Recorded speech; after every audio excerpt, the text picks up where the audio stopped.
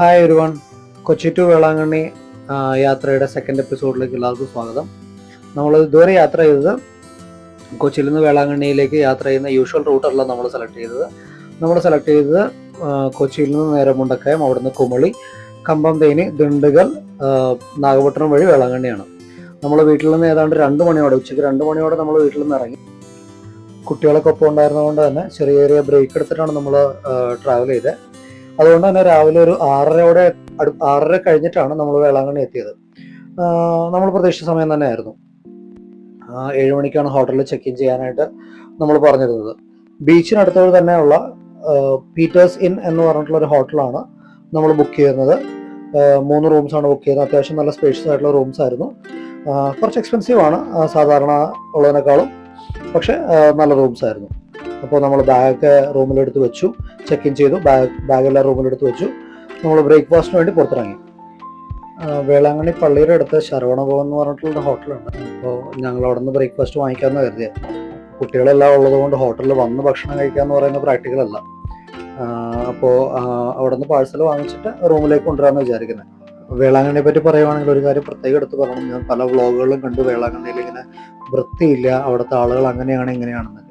ഇതൊരു തീരദേശ ഗ്രാമമാണ്. ഇവിടെ ഒരു പള്ളിയുണ്ട്, ഇങ്ങനെ ഒരു തീർത്ഥാടന കേന്ദ്രം ഉണ്ട് എന്നുള്ളത് കൊണ്ടുണ്ടായ വികസനം ഒഴിച്ച് ബാക്കിയെല്ലാം ഇവിടെ സാധാരണ ആൾക്കാരാണ് ജീവിക്കുന്നത്. അതുകൊണ്ട് ഒരു ഇന്റർനാഷണൽ ടൂറിസ്റ്റ് പ്ലേസ് ആയി കണ്ട ആരും വേളാങ്കണ്ണിനെ ജഡ്ജ് ചെയ്യരുത്.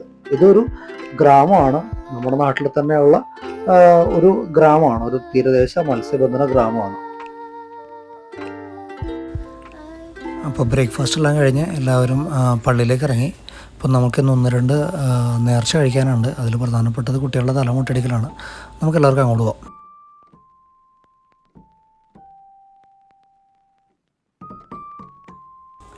അപ്പോൾ പള്ളിയുടെ അടുത്ത് തന്നെയുള്ള സ്ഥലത്തേക്കാണ് നമ്മൾ പോയത്. നമ്മൾക്ക് ഇതിനു മുമ്പ് പരിചയമുള്ളൊരു സ്ഥലമാണ്.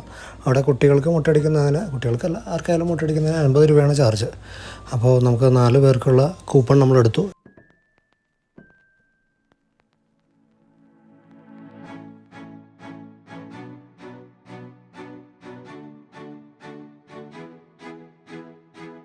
ആദ്യത്തെ കോണ്ടസ്റ്റൻ്റ് ഇക്കി തന്നെയായിരുന്നു.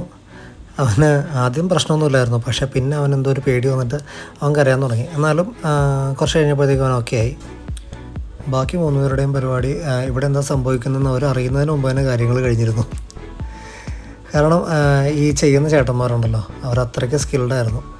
അതായത് അവർക്ക് ഒരുപാട് നാളത്തെ എക്സ്പീരിയൻസ് അല്ലേ. അതായത് കുട്ടികളെ മുട്ടടിക്കുമ്പോഴത്തേക്ക് എന്താ ചെയ്യേണ്ടത്, അവരെങ്ങനെയാണ് എൻഗേജ് ചെയ്യേണ്ടതെന്നൊക്കെ അവർക്ക് കൃത്യമായിട്ട് അറിയാമായിരുന്നു. ഒരു റബ്ബർ ബാൻഡ് എടുത്ത് കൈ കൊടുത്ത് അതുകൊണ്ട് ചില വിദ്യകളൊക്കെ കാണിച്ചപ്പോഴത്തേക്കും പിള്ളേരെല്ലാവരും ഹാപ്പിയായി.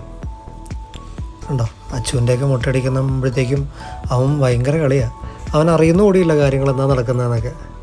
അവൻ്റെ സ്വന്തം മുട്ടത്തല തൊട്ട് അവൻ സന്തോഷിക്കുക.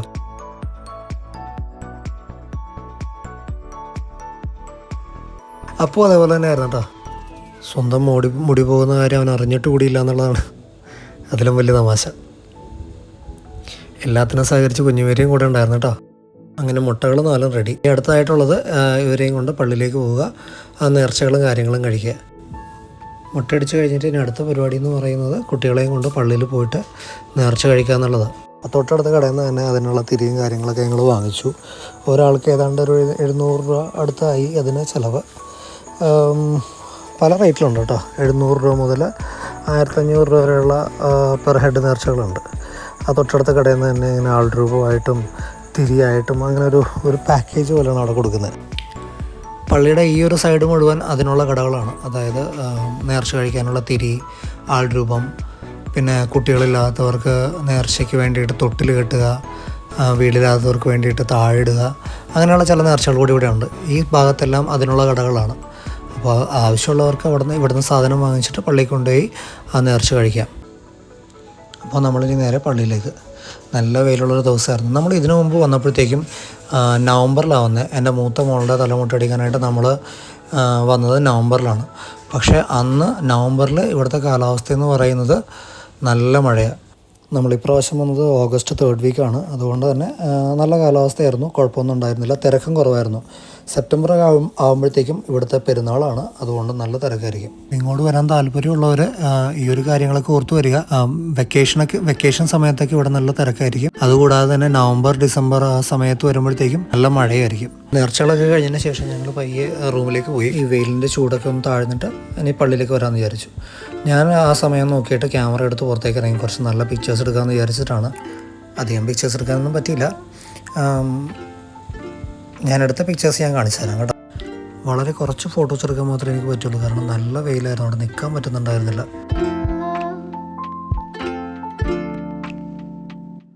ഈ പുള്ളിന് ഞാൻ എടുത്ത ഫോട്ടോ കാണിച്ചു കൊടുത്തിട്ട് പുള്ളിക്ക് അത് ഭയങ്കരമായിട്ട് ഇഷ്ടപ്പെട്ടു.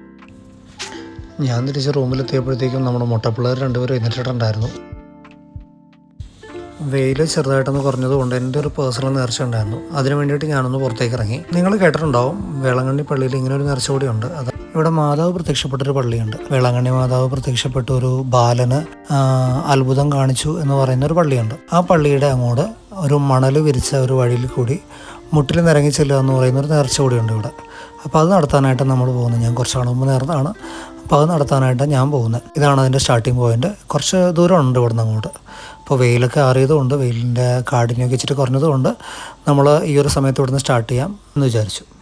അപ്പോൾ ആ നേർച്ച നമ്മൾ കഴിച്ചു. ബാക്കിയുള്ള പള്ളി സന്ദർശനവും കാര്യങ്ങളൊക്കെ കഴിഞ്ഞിട്ട് നമ്മൾ നേരെ റൂമിലേക്ക് പോവുകയാണ്.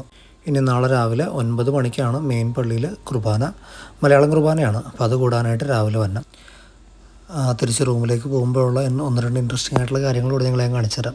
ഞാൻ പറഞ്ഞായിരുന്നല്ലോ, ഇതൊരു ഗ്രാമമാണ്, ഇതൊരു സാധാരണ ഗ്രാമമാണ്. രാത്രി 9 മണി 10 മണി കഴിഞ്ഞ് കഴിഞ്ഞാൽ ഈ ബഹളങ്ങളും കാര്യങ്ങളെല്ലാം അവസാനിക്കും. ഈ കാണുന്ന നമ്മൾ നടക്കുന്ന ഈ വഴികളിൽ വരെ ആൾക്കാർ കിടന്നുറങ്ങുന്നുണ്ടാവും. ഇൻട്രസ്റ്റിംഗ് ആയിട്ടുള്ളൊരു കാര്യം, നമ്മൾ താമസിക്കുന്ന ഹോട്ടലിൻ്റെ ഗേറ്റ് അടക്കും ഒരു 9-10 മണിയാകുമ്പോഴത്തേക്കും അവർ നമ്മളെ പുറത്തേക്ക് വിടില്ല. ഈ വഴികളിലൊക്കെ ആൾക്കാർ കിടന്നുറങ്ങുന്നുണ്ടാവും. ഫാമിലി ആയിട്ടും ആൾക്കാരൊക്കെ കിടന്നുറങ്ങുന്നുണ്ടാവും ഈ വഴികളിലൊക്കെ. വേളാങ്കണ്ണിയിൽ വന്നിട്ടുള്ളവരാണെങ്കിൽ നിങ്ങൾക്കത് എക്സ്പീരിയൻസ് ഉണ്ടാവും ആ കാര്യം. ഇവിടെ പൊരി, പോപ്കോൺ ഇതേപോലുള്ള സാധനങ്ങൾ വറക്കുന്ന ഒരു പരിപാടിയാണ് ഈ കാണുന്നത്. രാത്രി ഈ കടകളുടെ മുമ്പിലൊക്കെ നിറയെ ആളുണ്ട് കേട്ടോ. ഈ ബഹളങ്ങളെല്ലാം ഒരു 10 മണി വരെ ഉള്ളൂ. അത് കഴിഞ്ഞാൽ ഈ കടകളെല്ലാം അടയ്ക്കും. അപ്പോൾ ഇതെല്ലാം കണ്ട് നമുക്ക് പയ്യെ റൂമിലേക്ക് പോവാം. ബാക്കിയുള്ള കാര്യങ്ങൾ നാളെ രാവിലെ.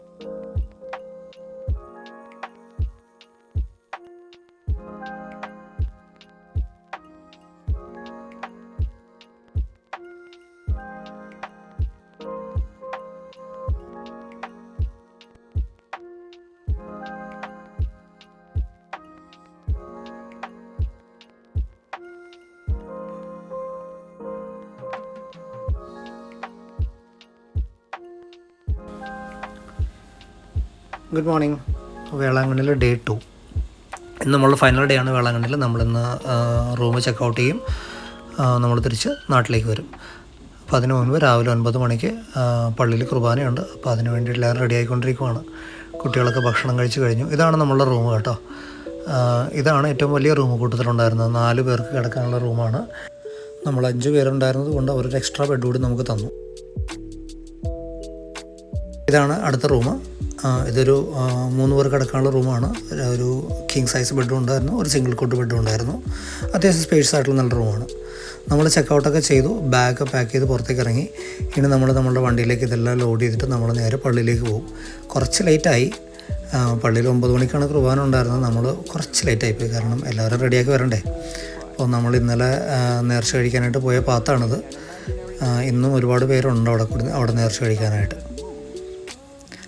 വണ്ടി പാർക്ക് ചെയ്തതിന് ശേഷം കുറച്ചധികം ദൂരം നടക്കാനുണ്ടായിരുന്നു. നമ്മൾ ചെന്നപ്പോഴത്തേക്കും കുർബാന തുടങ്ങിയിട്ടുണ്ടായിരുന്നു.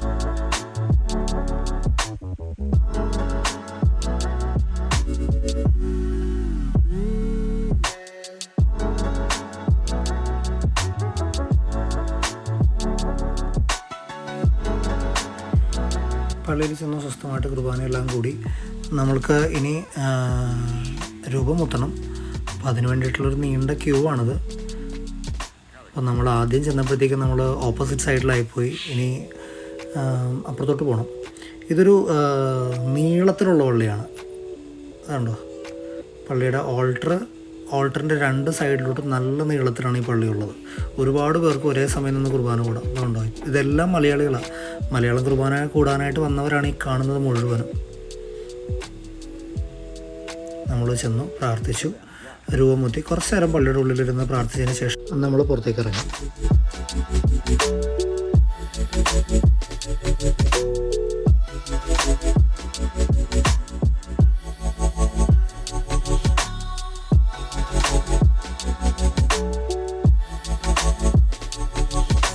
കുർബാന എല്ലാം കഴിഞ്ഞു, നേർച്ചകളും കാര്യങ്ങളെല്ലാം കഴിഞ്ഞു.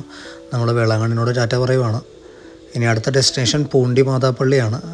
തൊട്ടടുത്ത് തന്നെയാണ്. അതായത് നമ്മളുടെ ഓൺ ദ വേയിൽ ഒരു ചെറിയ ഡീവിയേഷൻ, ഒരു 15 കിലോമീറ്റർ കൂടി ട്രാവൽ ചെയ്ത് കഴിഞ്ഞാൽ നമുക്ക് പൂണ്ടി മാതാപ്പള്ളി ചെല്ലാം. അങ്ങോട്ടാണ് നമ്മളിനി പോകുന്നത്.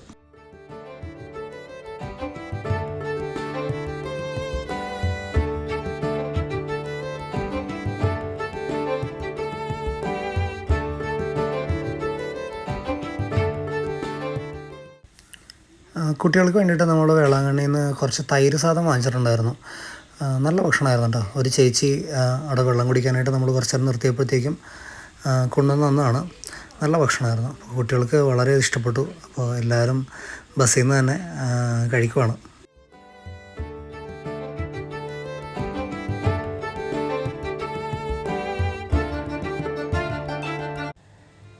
ഇനിയുള്ള കുറച്ചധികം ദൂരം ഇങ്ങനെ കണ്ണെത്താത്ത ദൂരം നീണ്ടു നിവർന്ന് നടക്കുന്ന റോഡാണ്.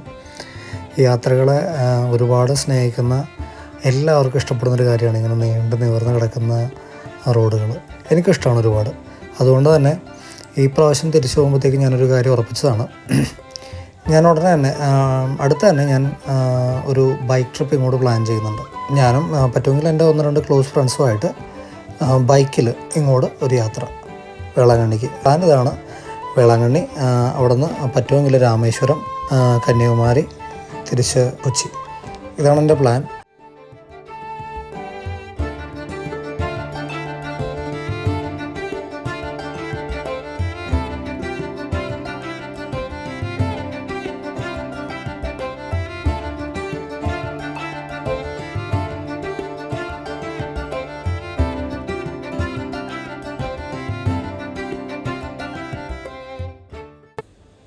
നമ്മളിപ്പോൾ ഏകദേശം തഞ്ചാവൂർ അടുത്തെത്താറായി.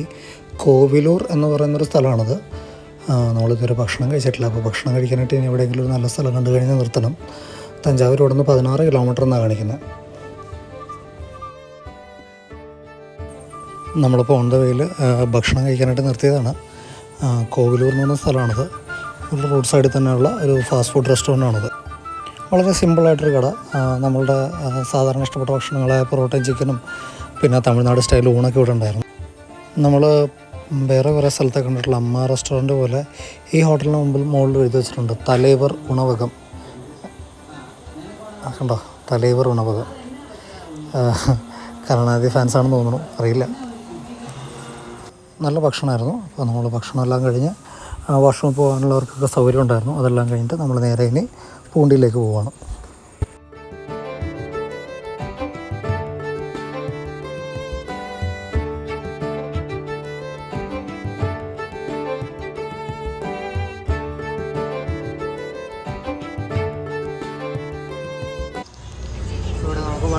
അപ്പോൾ ഏകദേശം ഒരു 3 മണി അവിടെ 3 മണി കഴിഞ്ഞപ്പോഴത്തേക്ക് ഞങ്ങൾ പൂണ്ടിപ്പള്ളിയിലെത്തി.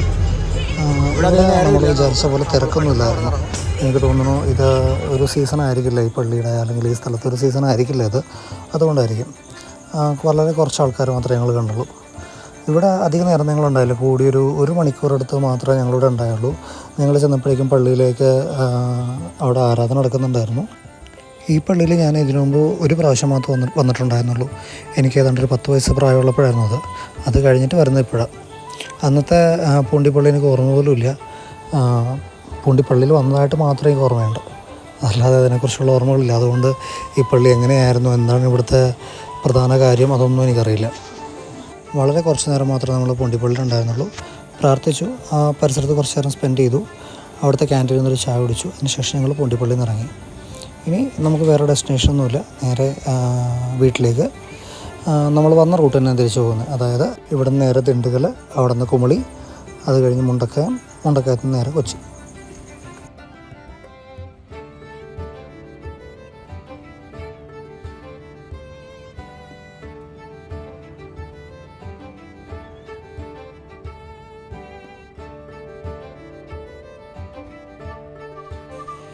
ഇത് നമ്മൾ വരുന്ന വഴിക്ക് കണ്ട ഒരു ഡാമാണ് കേട്ടോ. ഇത് പുതിയ പാലമാണ്. ഈ പുതിയ പാലത്തിൽ നിന്ന് നോക്കിക്കഴിഞ്ഞാൽ നമുക്കിവിടെ ഒരു ഡാം കാണാൻ പറ്റും. ഈ ഡാം ഇവിടെയുള്ള നല്ലൊരു ടൂറിസം അട്രാക്ഷനാണ്. കാരണം ഒരുപാട് പേര് ഈ ഡാം കാണാനായിട്ട് ഇവിടെ വരുന്നുണ്ട്. നമ്മളീ പാലം ഇറങ്ങിക്കഴിയുമ്പോഴത്തേക്കും നമുക്ക് ഒരുപാട് ടൂറിസ്റ്റുകളുടെ വണ്ടി പാർക്ക് ചെയ്തിരിക്കുന്നത് കാണാൻ പറ്റും. നമ്മളവിടെ ഇറങ്ങിയില്ല, നമ്മൾ നേരെ വിട്ടു പോവുകയാണ്.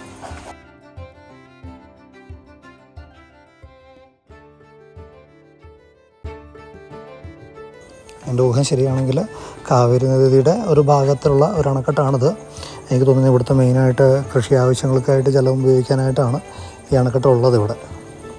ഉറപ്പൊന്നുമില്ല, ഇതെൻ്റെ ഒരു ഊഹം മാത്രമാണ്. നല്ലൊരു കാഴ്ചയായിരുന്നു കേട്ടോ. അതായത് ഒരു ഭാഗത്ത് ഡ്രൈ ആയിട്ട് കിടക്കുന്ന സ്ഥലം, അതിൻ്റെ അപ്പുറത്ത് വെള്ളം നിറഞ്ഞു കിടക്കുന്ന ഒരു അണക്കെട്ട്. നല്ല ഭംഗിയായിരുന്നു.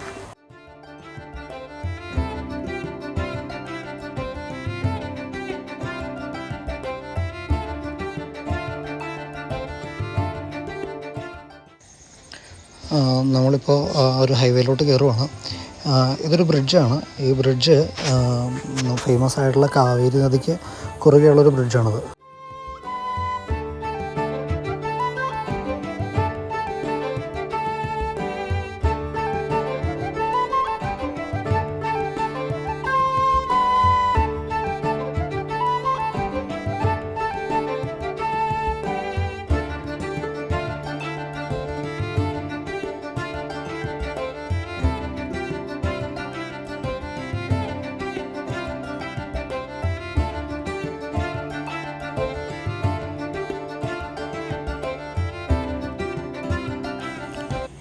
സന്ധ്യയായി തുടങ്ങി. നമ്മളുടെ യാത്രകളൊന്നും അവസാനിക്കുന്നില്ല. പുതിയൊരു യാത്രകളും അതിൻ്റെ വിശേഷങ്ങളായിട്ട് ഇനിയും വരും. ഉടനെ അടുത്ത വീഡിയോ പ്രതീക്ഷിക്കാം. Thanks for watching. Bye bye.